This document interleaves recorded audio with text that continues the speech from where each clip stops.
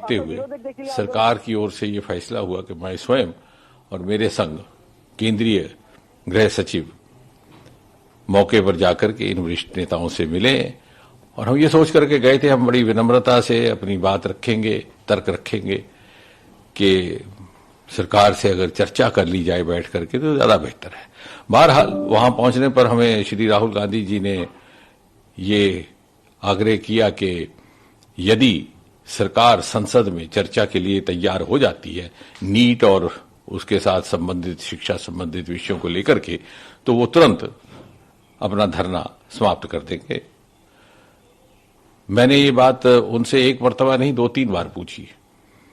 उसके उपरांत मेरे हमरा केंद्रीय गृह सचिव थे, उन्होंने भी पूछा कि will you immediately and this धरना इफ यू गेट एश्योरेंस। बोले हाँ। फिर हमने थोड़ी सी मुशक्कत की, एक्सरसाइज की, सरकार के शीर्ष नेतृत्व से चर्चा हुई और हमें ये कहा गया कि आप सरकार की ओर से उनको आश्वासन दीजिए कि सरकार को कोई आपत्ति नहीं है, सरकार तैयार है संसद में चर्चा करने के लिए, नीट को लेकर के भी, उसके साथ संबंधित विषयों को लेकर के भी, जो आंदोलन है उसको लेकर के भी। हमने जब ये बात वहीं पर राहुल गांधी जी के आगे दोबारा रखी तो बोले कि साहब मुझे तो शिक्षा मंत्री का इस्तीफा भी चाहिए। तो हमने कहा साहब अभी कुछ ही क्षण पहले आपसे बार बार जब पूछा गया कि आपका क्या मुतालबा है तो आपने ये कहा था कि अगर मुझे ये आश्वासन दिया जाए कि संसद में कांग्रेस पार्टी को भारत सरकार चर्चा करने देगी या करने के लिए तैयार है तो मैं तुरंत ये धरना समाप्त कर दूंगा। लेकिन अब आप अपनी बात से हट रहे हैं।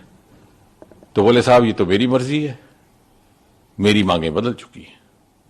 हमने कहा साहब this is not fair, you are changing the goal post. बोले दिस इज माई विश। तो फिर हमने उनको विनम्रता से समझाने का प्रयास किया कि आप जैसे वरिष्ठ नेता को, जो नेता प्रतिपक्ष भी हैं, एलओपी भी हैं, ये शोभा नहीं देता कि कुछ ही क्षणों में आप अपनी बात से मुकर जाए। जब सरकार ये कह रही है कि संसद में चर्चा के लिए तैयार है, न केवल इस विषय को लेकर बल्कि इस विषय के साथ संबंधित अन्य सभी विषयों को विस्तृत चर्चा के लिए तैयार है, तो बोले साहब नहीं, हम तो यहीं बैठेंगे, आप हमें उठा लीजिए।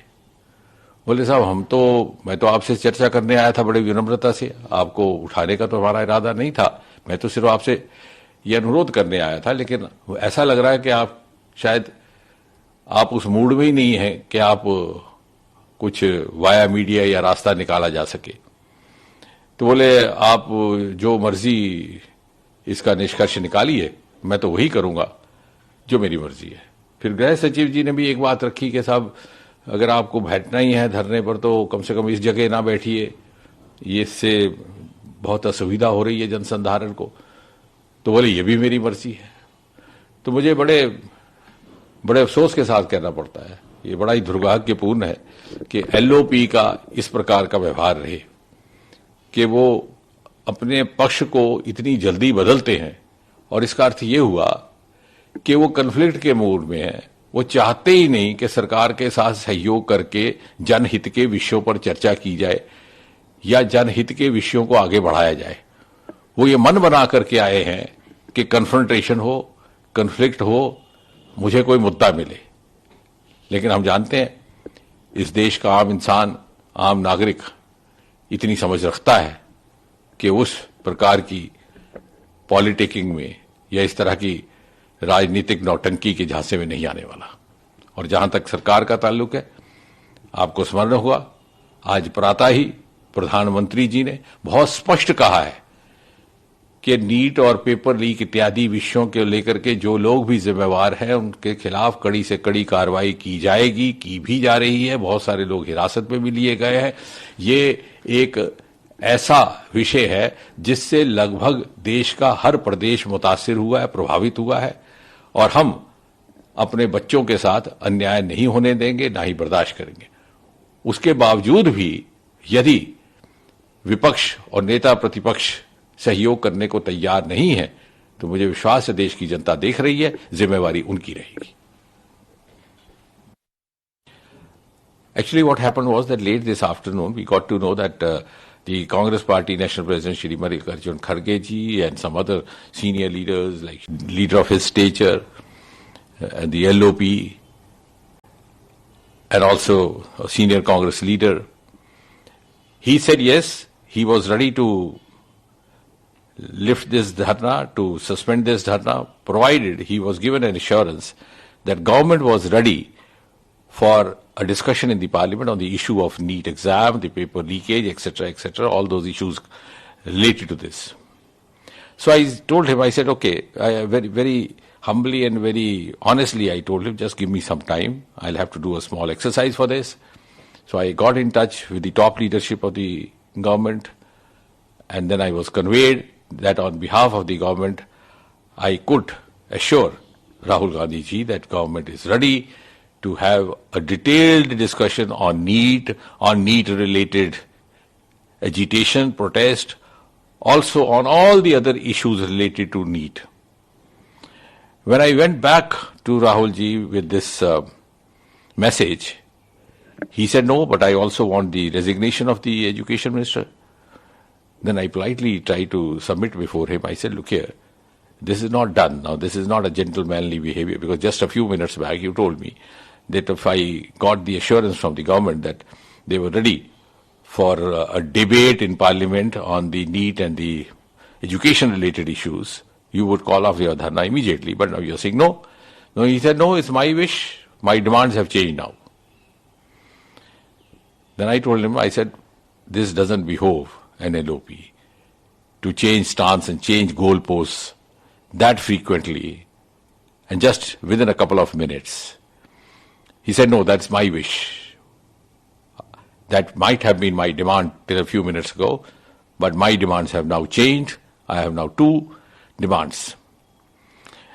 Then the Union Home Secretary accompanying me politely tried to submit before him that this was, even if he had to sit on a dharna, this was not the right spot because it was causing a lot of traffic disturbance and the commuting disturbance for the common citizens.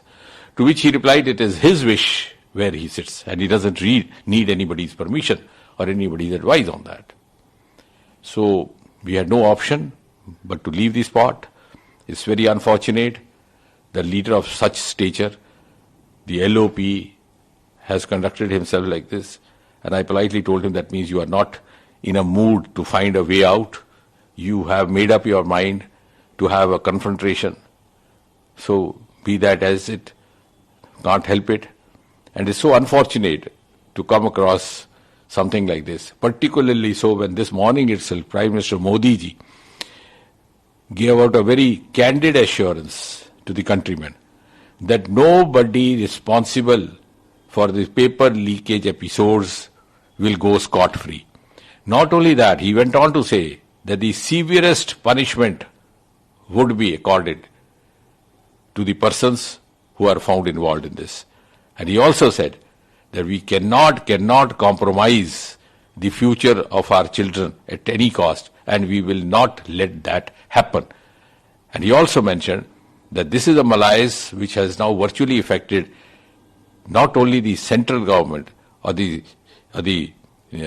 some of the states, it's virtually affected almost every state and union territory of this country. And there is a nexus, a crime nexus operating, and we will not spare them, we will bring them to book. And within a few hours of the assurance of the Prime Minister of India, the LOP, instead of responding in the right way and putting across his hand of cooperation, has tried to be, or has decided to be, confrontationist. I think there can be nothing more unfortunate for a democracy. लोकशाही मराठी ऐका, पहा, जागरूक रहा.